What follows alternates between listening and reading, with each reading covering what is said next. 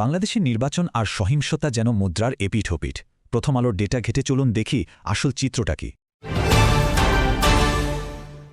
১৬৫। গত ৫টি জাতীয় নির্বাচনে ঠিক এতজন মানুষ প্রাণ হারিয়েছেন। আসুন আরেকটু বিস্তারিত জানি।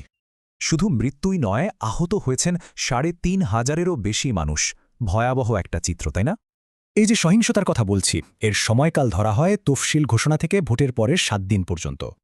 এখানে দেখুন ৫টি নির্বাচনের একটি তুলনামূলক চিত্র। তবে ২০১৪ সালের সংখ্যাটা কিন্তু চোখে পড়ার মতো। এক কথায় ২০১৪ সালের নির্বাচন ছিল সবচেয়ে রক্তক্ষয়ী। বাকি ৪টি নির্বাচনের মোট নিহতের দ্বিগুণেরও বেশি।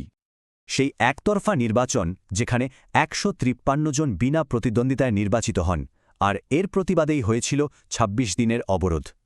ভেবে দেখুন, ওই সহিংসতায় যে ১১৫ জন মারা যান, তাদের মধ্যে ৪ জনই ছিলেন পুলিশ সদস্য। একতরফা রাতের ভোট বা ডামি নির্বাচন, এই ৩টি নির্বাচন নিয়েই কিন্তু নানা বিতর্ক রয়েছে। কিন্তু দেখুন, তত্ত্বাবধায়ক সরকারের অধীনে হওয়া নির্বাচনে সহিংসতা ছিল অনেক কম, বিশেষ করে ২০০৮ সালে। তাহলে সামনের নির্বাচনটা কেমন হতে পারে?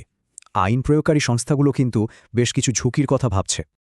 সবচেয়ে বড় ভয়টা কোথায়? লুট হওয়া অস্ত্র, মব ভায়োলেন্স আর নির্বাচনে কিশোর গ্যাংয়ের ব্যবহার নিয়ে। ১৩৩১টি জুলাই গণ অভ্যুত্থানে লুট হওয়া এতগুলো পুলিশি অস্ত্র এখনও উদ্ধার হয়নি। শুধু তাই না, প্রতিদ্বন্দ্বী প্রার্থীদের নিজেদের ভেতরের কোন্দল আর সহিংসতা উস্কে দেওয়ার আশঙ্কাও থাকছে। এইসব ঝুঁকি মাথায় রেখেই আইন শৃঙ্খলা বাহিনী বেশ কিছু প্রস্তুতি নিচ্ছে, যেমন গোয়েন্দা তথ্য সংগ্রহ। তাদের প্রস্তুতির একটা বড় অংশ জুড়ে আছে এই বিশেষ অভিযান অপারেশন ডেভিল হান্ট ফেজ 2। আর এই অপারেশনের ফলও কিন্তু চোখে পড়ার মতো। দেখুন কত অস্ত্র আর গুলি উদ্ধার হয়েছে। আর পুরো নির্বাচন জুড়ে মাঠে থাকবে প্রায় ৯ লক্ষ আইন শৃঙ্খলা বাহিনীর সদস্য। বিশাল এক আয়োজন।